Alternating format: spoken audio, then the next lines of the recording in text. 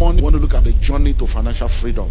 How you as an individual, as a family, as an organization can move from point A to get into the place where you are now financially free and where you are really coming to a place of wealth where whatever God requires or expects of you, you'll be able to produce. Do we understand that? Okay, so let's start from Proverbs chapter 4 and verse number 7.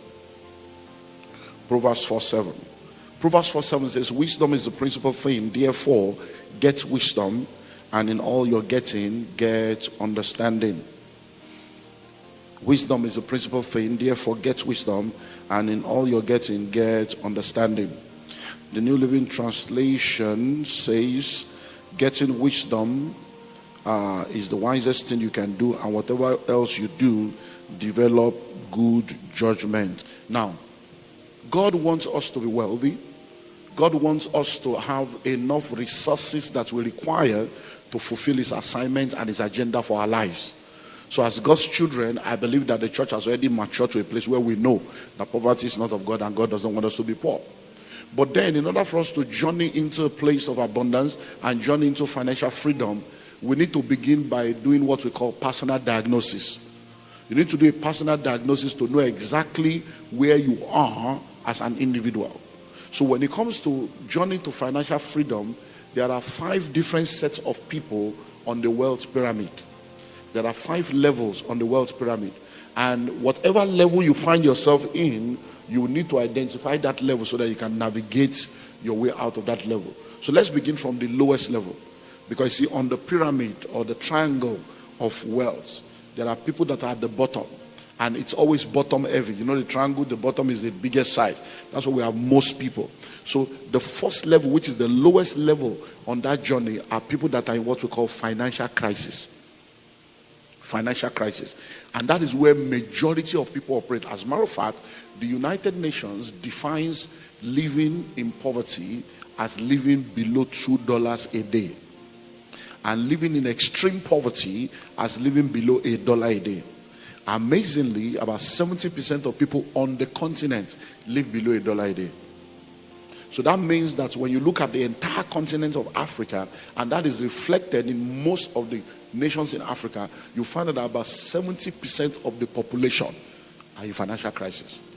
70% of the population are living in poverty, lack, and hardship.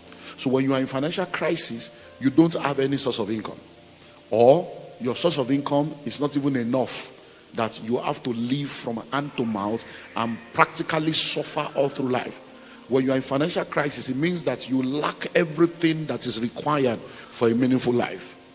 I hope you know that there are people that live under bridges. There are people that live in shanties all over the world, not only in Africa, all over the world. And these people, they live there. As a matter of fact, something amazing happened in our country just last month. There are people that have been living under a bridge in our country for years. So the government went to demolish the shanties under the bridge last month, and people were shocked that most of the people that were living there have been living there for over a decade, and that they actually pay rent every year. Yeah, that there are actually people that come to collect rent in a wooden shanty. There were lords that were lording it over people, even in that shanty, including law enforcement. But these people are also, when they say, are you alive? They will say they are alive. But that's the kind of life. So there are people that are in that realm where it's financial crisis. Where every time you are talking about money, they don't even understand what they're talking about because they have not even eaten. They are in financial crisis. But let me tell you something. If you are in that level, just know that that is not the plan of God for your life. And the fact that you are there does not mean that's where you will end. There's something about this God. He has the ability to change the stories of people. The Bible says he raises the poor from the dust and the needy from the dunghill, and he set them among princes, even the princes of the earth. So I believe that there are many people that will come through this week, and by the time we are done with this week, you have an encounter with God, and God will change your story. So number one is what? Financial crisis. The second set of people at the next, they are people that are in what we call financial instability. Financial instability. They are not really in crisis. So these ones are gainfully employed. They have a regular source of income, but the take home does not take them home. They have a regular source of income, but the income is not enough. So they have a job. Every day they wake up, they go to work. So what do you do for a living? They have a job, they have a career, they go to work.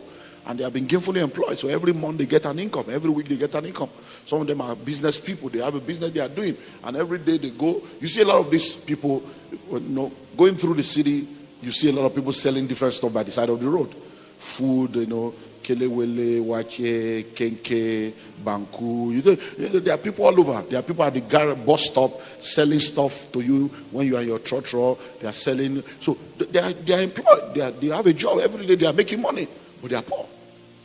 Why? Because they are in financial instability. So most of them, they probably get 5,000 Ghana cedis in a month or 3,000 Ghana cedis in a month, but their expenses is 17,000. So they're actually making money. They are working, but they have to now join one cooperative, collect money from here, borrow from here to pay this one and pay small. So they are not stable. And one of the amazing things about this group of people is that if one crisis or unexpected expenses comes into their life, they are back into crisis. And there are people that are working now, even the salary they will earn from now till December cannot pay the debt that they are already owing. But they are hardworking people. So these are the realities. So you need to now find out where you are, because the challenge I have with people is that if people are lying to you, don't lie to yourself. Self-deception is the highest level of deception. If you are deceived by people, you can be delivered from people's deception. But when you are deceiving yourself, it is called delusion. And when you are deluded, you end up in derision. That's madness. Hello? So don't lie to yourself. The third set of people are people that are in financial stability. And look, these ones, unfortunately, they are the ones that we celebrate. But to me, they are the most deceived set of people. You know why? I'll tell you. When people are in financial crisis, except they are deluded, they know they are in crisis and they are seeking for help. When people are in financial instability, except they are deceived and deluded, they know that things are not stable. They are seeking for help. But you see, those people in financial stability, they are very proud and arrogant and deluded. Why? These people have money. They are high net worth individuals. They are high flyers. They have cars. They are landlords. They have houses of their own. They travel abroad. Their children are in private schools. So they even have savings. They are the ones that you are celebrating. They are the ones you are trying to be like. But you know why they are the most dangerous set of people? Every money they are making is because they have a good job. The day they lose that job, 90 days later, they are poor. That's why it's very dangerous. So most of the people, they don't have plans for themselves. I've seen people that are high flyers and they lose their job, and you see them packing out of the official residence in shame. You see them collecting the cash from them, and then some of them have even collected loan from the company, and then you now see them within 90 days. The man that is always looking fine, well shaven, with smelling nice, you now see him, he looks like an old man. And you're like, what happened? He has lost his job. And most of them, they are not able to recover because the shock, because they have been in that business, maybe they have been there, high flyer, 10 years, 15 years, 20 years, 27 years. So by the time they now come out, they realize that they are no more in touch with reality. And they cannot start afresh again because they have become big boys. Their appetite is big. And they find themselves in financial instability. And it is at those times in life you begin to realize that many of your relationships are transactional. You begin to realize that people don't really love you. They love what you do. You begin to realize that all the friends you have, they were fair weather friends. Because most of them, the big guys that they used to meet together in golf club, meet together in the club, will no more pick their calls.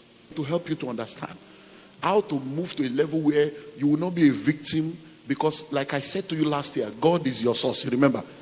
God is your source. Every other thing is a resource. The very minute you lose sight of that, there will be trouble. Because the definition I gave you last year is the software that runs kingdom people.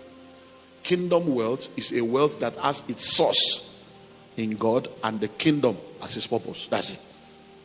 That should be your software. Anything I'm doing, oh, God is my source. Oh, the kingdom. It's all about the kingdom. It's all about the kingdom. So, number one is what? Financial crisis. Number two, financial instability. Number 3, financial stability. Number 4, financial independence. And that's the realm that we should begin to work on and begin to flow in. Financial independence. Now, what do we mean by this? Note what I said about financial stability. The major deficiency is the fact that everything they have is based on the fact that they have a good source of income. And that source of income depends on them being available. And the very minute that source of income is jeopardized, they are in crisis.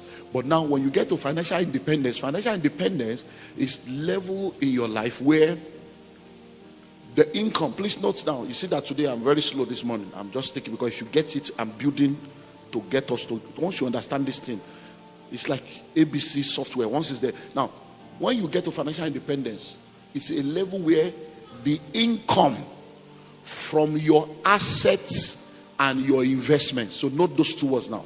The income from your assets and your investment, not income from your labor. Because that's the problem with financial stability. You are making money with your own labor. You have to go to work. If you don't go to work, no income. If they sack you, no more income. But when you get to financial independence, we are saying that the income from your assets and your investments is enough to take care of all your needs and still have extra. So what does that mean? Now, if you are working now, and because you're a big boy, you earn 50,000 Ghana cedis a month. You are big. So every year you are doing over 500,000 Ghana cedis. And everybody's celebrating you. Oh, you are, he's the chief, he's the country manager of this, he's the general manager of this, he's the kinecon of that, he's the CEO of that. And that's what you are earning. You are earning big. And because of that, you have a house, you've got cars, you're traveling. Now, the day you lose that job, that's 500,000, 600,000 will not come anymore. So it means that whatever you have saved is what you are now left with. And you now start looking for another job, or you start thinking about to start a business. But what we are now saying is that when you become financially free, it means that you have investments. So it's not that you are working. You probably have properties where the rents that people pay in your property is over 1 million Ghana cedi every year. You have assets that are producing money. You have investments. Imagine now that you have 200 taxis. 200 taxis that are out there every day working for you. 200. And you are getting income every day without you having to do anything. The money is just flowing in. Imagine that you have 18,000 flats or 18,000 rooms all over being used for shortlets. Imagine that you have gold. Imagine that you have stocks in 16 multinationals all over the world. And every year you are doing between 5 to 10 million Ghana cedis just as income from your assets and investments. You can go on holiday for 6 months and you are still rich. That's financial independence. So all your labors, all your workings should be to move into that dimension.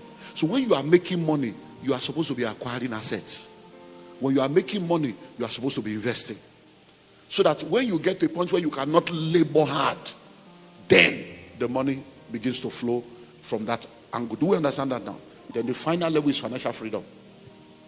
Now the difference between financial independence and financial freedom is when you have financial independence, all the income from your assets and your investments is able to take care of all your needs and you still have more. But when you enter financial freedom, all your income from assets and investment can take care of your needs and the needs of everybody that needs help from you. And you still have more. I hope you know there are people that have set up foundations because they are extremely rich.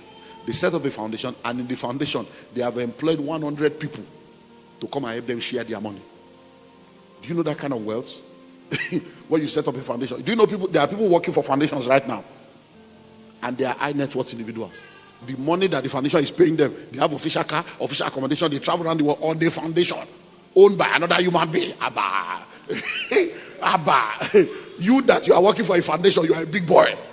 So what now? So that means the foundation is safe. Employ 100 people. So when you hear of Ford Foundation, Rockefeller Foundation, Bill Gates Foundation, you are wondering, these guys have money. Dangote Foundation. These are individuals. That Juma Foundation. These are individuals that have foundation, and in the foundation they have employed hundreds of people that they are paying every month. And the job of the people is, how do we share this money? Where do we share this money? That's financial freedom. Facts about wealth creation, because I just want to build. What are facts that you need to know about wealth creation that will help you as an individual? Number one, there is a wealthy place. Let me see if I can give you maybe 6 or 7. Number one, there is a wealthy place. What does that mean?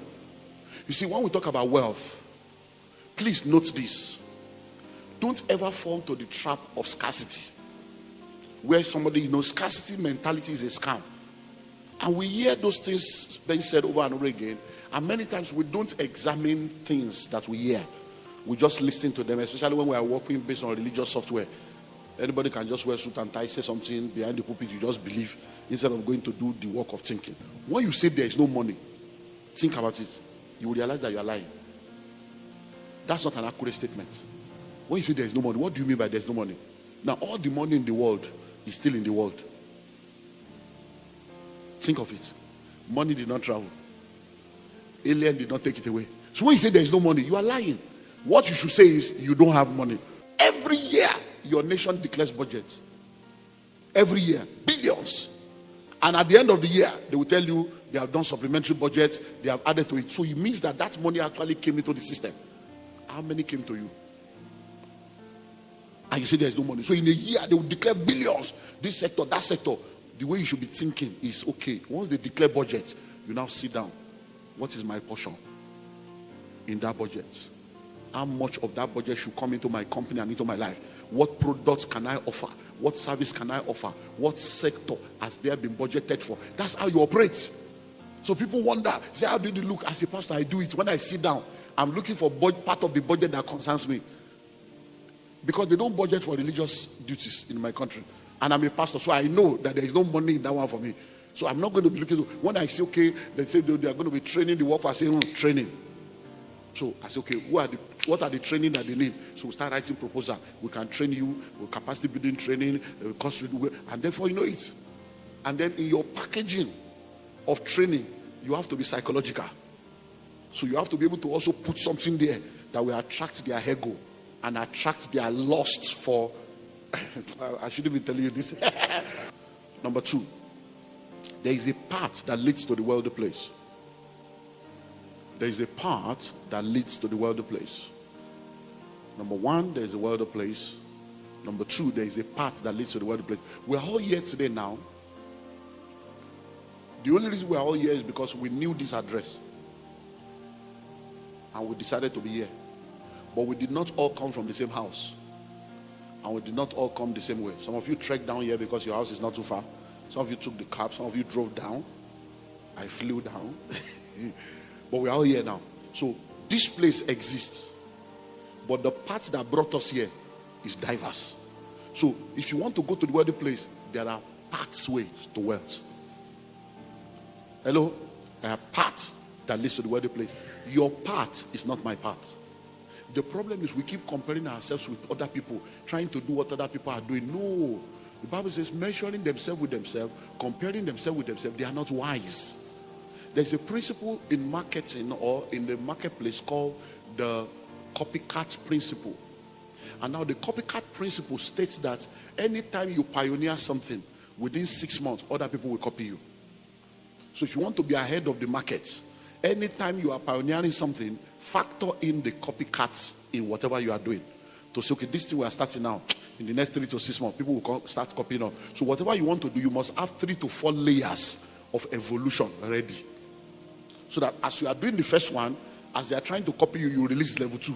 Before they get to level 2, you release 3 and 4. By the time you are faster than they can catch up, they will now come to submit to you as an authority in the market. Hello? And you know why that happens? That happens because there are people that have money without idea. So they are always waiting for ideas to use their money to capture. You can start something small, and in less than 1 year, they will head you out of the market.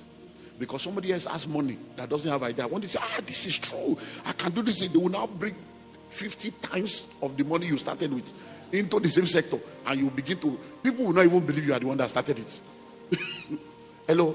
So there is a path that leads to the wealthy place. So everybody must therefore now find out what is my own path to the wealthy place. So there is a pathway. So you need to find your pathway. And like I've said, like we'll also see again, there are 3 portals of wealth creation. You can either do it through the entrepreneurial portal, intrapreneurial portal, or through the investment portal. So find out what is your own path to enter into that wealthy place. Number 3, wealth is created. Wealth is created. Wealth is created. In the world that we live in today, please listen. Nobody just wakes up and discovers that they are wealthy. Someone must take responsibility for the creation of wealth. Whether in an individual life, in a family, in another, someone must take responsibility for the creation of wealth. Have you noticed, listen to this, have you noticed that when people begin to make money, you start hearing, let us investigate the source of their money? Have you ever heard anybody say, let's investigate the source of their poverty? No, nobody will investigate the source of your poverty. That's your responsibility. It is your responsibility to sit down and ask yourself, why was my grandfather poor? Why was my father poor? Why am I poor? Why is it that in this world, all of us were born together? My father keeps talking about his friends that are rich. Why was he not rich like them? Why was my grandfather not rich? It's your job to investigate it. Because if you don't do that thinking, you will not know. You see, when we refuse to learn from history will repeat itself. So when you sit down and ask yourself, investigate, why are we poor in our family? That's how you are going to change the story. Because I don't understand. You went to school, now you have graduated, you are looking for a good job. Please, who should create the good job and employ you? If it was easy to start a business, why did your father not start one? Why did you? No, these are reality. Why didn't they start one? There are people whose parents started business. When they graduated like you, they are not looking for a job. They just resume in their father's company. Because if you don't do what I'm telling you to do now, history will repeat itself. Listen, are you ready? I hope you know that you are an ancestor already. You are an ancestor. So all those generational curses people are breaking. Oh Lord, oh Lord. I just laugh with all this religious nonsense that we do. Listen, where your ancestors has failed you, you cannot afford to fail your descendants. Because you are also an ancestor. Think about it. Many of you sitting down here right now, in another 50 years, in another 70 years, you'll be gone. Now think of it. I've been in church now 38 years. My first child is a girl. She's 26. My second child is 24. The last one is 11. So please ask me. So I was already a pastor when I gave birth to my children. So are you telling me now that after 38 years in church, my children should be breaking the altar of their father's house? Am I not the altar? No, because this is when you are praying all this useless prayer, you need to think where. So now, you mean now that after 38 years, there is still an altar? My children should be saying, every evil of my father's house, I am the father. And there is no evil. So they are supposed to be talking of generational blessings. But why are they not talking of generational blessings? Because we don't understand that wealth is created. So we keep waiting that maybe one day somebody will lay hands on us and we'll just become rich and wealthy. Prophecies can never change your life until you apply principles. Prophecies are fulfilled by principles. What am I saying? Wealth is what? Created. Someone must take responsibility. And you must be that person to say, in my family, I'm sick and tired of poverty. This poverty must end with me. And then you begin to do what needs to be done. Or else it will continue. Because think about it. Look, I don't know about you, but... And that's why the next generation is no more falling for all this deception. You see a lot of younger people now, the Gen Z, these guys are looking for supernatural power. They are looking for the reality of God. Many of them are trying magic, trying spiritualism because they are tired of all this church, all this prayer when they pray, you know they walk. So we have been praying since every time, fasting 10 days, 7 days, 21 days, 51 days. So when will the thing be answered? Hello? Number 4. Wealth creation takes time. Wealth creation takes time. Wealth creation takes time. One of the challenges of our world today again is what we call the get rich quick scheme. People want to blow. In this kingdom, we don't blow, we grow. If you blow up, you scatter, you disintegrate. Bombs blow, balloons blow. But in this kingdom, people don't blow, they grow. If you jump up, you will come down. If you grow up, you will stay up. So avoid get-rich-quick scheme. Have you noticed that all the schemes that people have complained about that has made people to lose money is always schemes that are speculation. Schemes that are, forex, crypto, one scheme, put money there, you will get this one. How many people have you heard that said they bought land, built a house, and the scheme failed? The real one that are evergreen, that has not failed, you won't touch it. They have been selling land before your great-grandfather was born. You didn't buy. But when you heard that there's one forest, you now go into forex and end up in the forest of poverty. You say, this one is crypto. Now they kryptonize your life. And you are now experiencing krypton. And you are wondering, what is this? Man of God is so bad that even now, people are now into what we call betting. It's heavy spirituality now. Even churches are carrying offering to go and bet. Pastors, yeah. Pastors are betting now. I don't know whether you have that in Ghana here. In Nigeria, Cameroon, South Africa, they are betting houses with computers. Everybody will be betting. These things have been there since we were young. It used to be pool. They call it pool. They'll be using biro to write, red biro, green. Now they have made it electronic. And people are betting with their school fees. Betting with their house rent. So wealth creation does what? It takes time. It takes time. Please listen. Those of us that you see that are wealthy today, we didn't fall down from heaven. Hello? And we did not become wealthy one day. It took time. Precept upon precept, line upon line. A little here, a little there. You save here, you invest here, you do this one. And over time, because true wealth takes time to be built. True wealth takes time to be